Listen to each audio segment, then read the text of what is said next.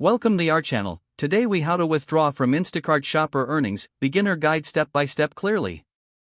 To withdraw your earnings from Instacart Shopper, start by opening the Instacart app on your mobile device.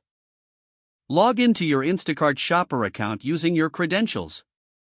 Once logged in, tap on the three horizontal lines in the upper left corner to open the menu. Select earnings from the list provided. Here, you will see a summary of your earnings for the week.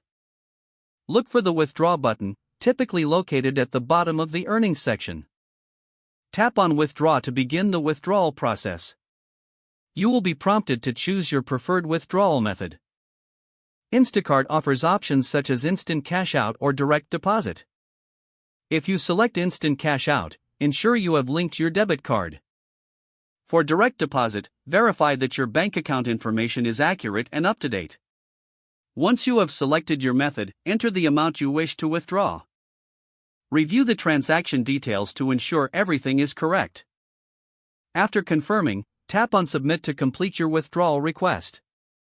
A confirmation message will appear once your request is processed. Keep an eye on your account for the deposited funds. If you encounter any issues, refer to the Help section or contact Instacart support for assistance. Follow these steps each week to effectively manage and withdraw your earnings as an Instacart shopper. If the page does not load, refresh the browser or try again in a private or incognito window. Make sure you are using the correct email address, then retype it carefully to avoid small typos. If your password is not accepted, use the reset option and create a new strong password you can remember. Check your spam folder for verification or security emails, then complete any requested confirmation steps. Enable two-factor authentication if available to improve account security and reduce unauthorized access risk. After signing in, review your profile details so your contact information and settings are accurate and current.